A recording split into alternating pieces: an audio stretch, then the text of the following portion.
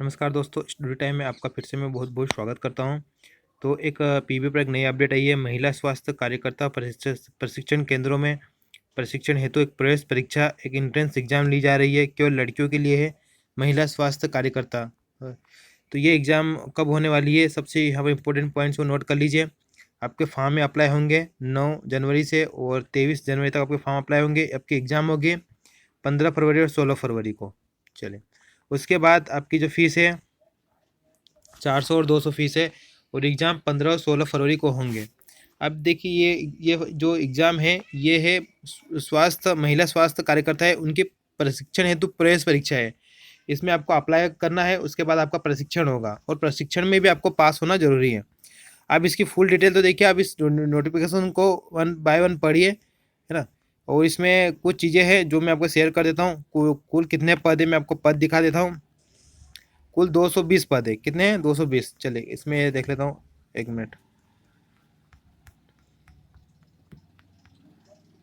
कुल इसमें 220 पद है, आप ये भी चेक कर सकते हो। ओके। और इसमें अलग अलग पद दिए गए: ईडब्ल्यूएस, अनारक्षित, अनुसूचित जनजाति, अनुसूचित जाति, अन्य पिछड़ा वर्ग। उसके बाद ये वैकेंसी, ये एक तरह से इंट्रेंस एग्जाम है जिसमें आपको क्या करना पड़ेगा। देखिए, उम्मीदवार को महिला स्वास्थ्य कार्यकर्ता के प्रशिक्षण उत्तीर्ण होने पर विभाग द्वारा उपलब्ध रिक्तियों के आधार पर नियुक्ति प्रदान की जाएगी, जो मध्य प्रदेश के किसी भी जिले के अंतर्गत रिक्त स्थान पर हो सकती है। एवं उम्मीदवार को इस नियुक्ति के अनुसार शासकीय सेवा करना अनिवार्य होगा, अन्यथा प्रशिक्षण पूर्ण किए गए अनुबंध के अनुसार प्रशिक्षण का पूरा व्यय छात्रवृत्ति सहित उम्मीदवार से वसूल किया जाएगा। प्रशिक्षण कार्यक्रम उत्तीर्ण करने के पश्चात अधिकतम 3 वर्ष की अवधि तक प्रशिक्षणार्थियों को शासन, राज्य शासन समिति, जिला स्वास्थ्य समिति के अधीन ओके या सीधे नियमित संविदा नियुक्ति के लिए विचार में लिया जाएगा। इस अवधि के उपरांत इन नियुक्तियों में से किसी प्राथमिकता का लाभ नहीं दिया जाएगा। अब इसमें क्या बताया गया है, आप एंट्रेंस एग्जाम देते हो, उसके बाद आपका प्रशिक्षण होगा। अब यहाँ पर प्रशिक्षण कैसा, वो भी देखिए। चयन उपरांत प्रशिक्षण केंद्रों में 3 माह के प्रशिक्षण के बाद PTS, preliminary training of student परीक्षा होगी। आपका 3 महीने का प्रशिक्षण होगा। उसके बाद आपकी पीटीएस एक एग्जाम होगी। उसके बाद संस्था द्वारा ये एग्जाम ली जाएगी और वो उत्तीर्ण करना आवश्यक है। अगर आपने उत्तीर्ण नहीं किया है तो आपको प्रशिक्षण से बाहर कर दिया जाएगा। प्रशिक्षण क्या होगा, पहले तो आपकी ये एग्जाम होगी। सिंपल सी बात है, आपकी ये जो एग्जाम है आप देख सकते हो, ये एग्जाम आपकी होगी महिला स्वास्थ्य कार्यकर्ता प्रशिक्षण। आपकी ये एग्जाम होगी। एग्जाम के बाद आपका प्रशिक्षण होगा 3 महीने का।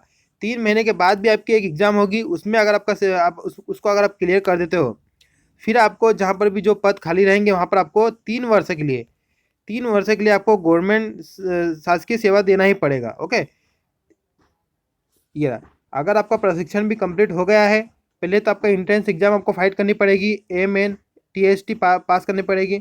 उसके बाद आपका 3 महीने का प्रशिक्षण होगा। 3 महीने के प्रशिक्षण के बाद आपका एक कौन सा एग्जाम होगा, पीटीएस। और ये पीटीएस एग्जाम आपका विभाग ही लेगा। ओके, ये पीटीएस एग्जाम भी आपको क्लियर करना पड़ेगा। पीटीएस एग्जाम के बाद आपका जहाँ पर भी सिलेक्शन होगा वहाँ पर आपको 3 वर्ष तो शासकीय सेवा देना ही पड़ेगा।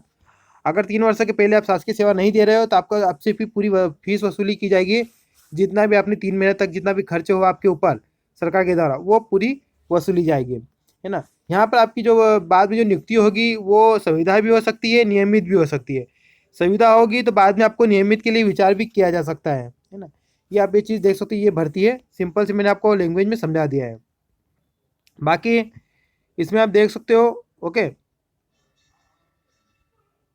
कहाँ कहाँ पर भर्तियाँ निकली हुई है, कौन कौन से जिले में, ये भी देख सकते हो। और अगर हम थोड़ा नीचे जाएंगे तो क्या होगा, महिला स्वास्थ्य कार्यकर्ता प्रशिक्षण की अवधि इसमें 2 साल बताई गई है। ओके, ये प्रशिक्षण की जो अवधि बताई गई वो है ये दोस्तों। जो प्रशिक्षण की अवधि 2 वर्ष यहाँ बताई गई है और ऊपर 3 माह लिखा हुआ था, तो मैं यहाँ पर क्लियर कर देना चाहता हूँ। आपकी प्रशिक्षण की अवधि 2 वर्ष है, लेकिन 3 माह के बाद आपकी एक एग्जाम होगी। अगर आप उस पीटीएस कौन सी एग्जाम है, थोड़ा मैं नाम इसका भूल गया, देख लेता हूँ कहाँ पर है, ऊपर हम देख लेते थोड़ा। चलिए थोड़ा चेक कर लेते हैं हम। ये रहा आपकी पीटीएस एग्जाम। 3 महीने के प्रशिक्षण के बाद आपकी पीटीएस एग्जाम होगी। अगर आपने वो एग्जाम पास कर ली ओके, तो फिर आपका प्रशिक्षण 2 साल का क्लियर चलेगा। उधर आपने अगर पास नहीं की तो आपका प्रशिक्षण जो 2 वर्ष का है उसके पहले आपको वहाँ से बाहर कर दिया जाएगा। तो ये 2 वर्ष की अवधि है। अभी देख सकते हो पूरे नियम यहाँ पर है ना।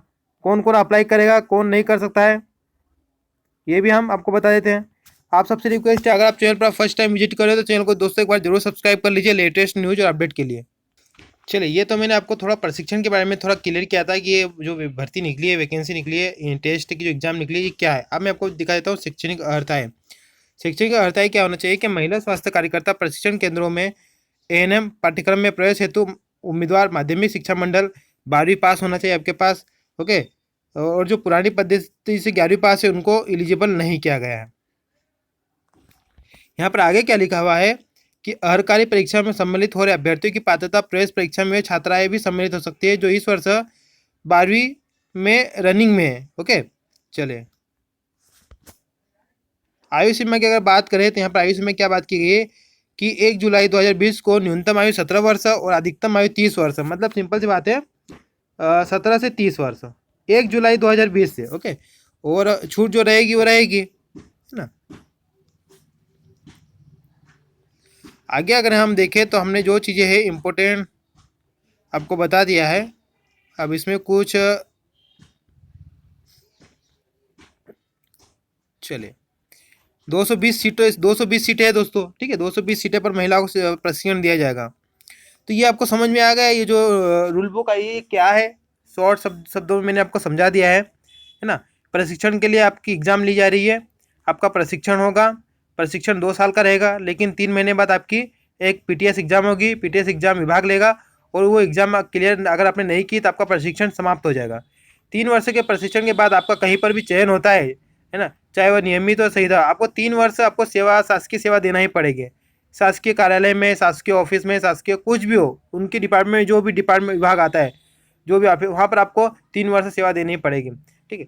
तो चलिए मिलते हैं नेक्स्ट वीडियो में। अगर ये रूल बुक आपको चाहिए तो आप पीबी की वेबसाइट पर जाकर डाउनलोड कर सकते हैं। Thank you.